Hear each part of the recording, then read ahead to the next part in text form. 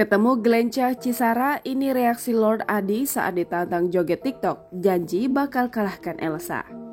Nama Lord Adi menjadi yang terpopuler pada MasterChef Indonesia Season 8. Padahal pria bernama Suhaidi Jama'an tersebut bukanlah pemenang ajang tersebut. Karakternya yang unik membuat fans MasterChef kepincut dengannya. Alhasil setelah MasterChef, dirinya laris diundang berbagai artis dan selebriti serta acara televisi. Salah satunya adalah Atta Halilintar dan Aurel Hermansyah. Bahkan Aurel Hermansyah mengajak Lord Adi membuat restoran bersama.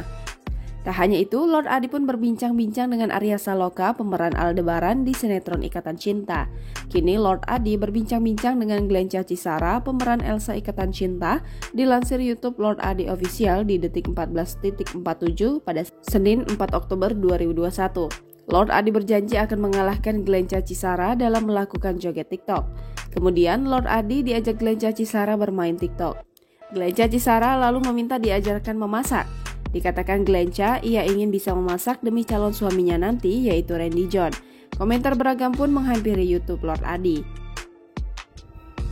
Astaga. Jangan lupa subscribe, share, komen, dan like ya!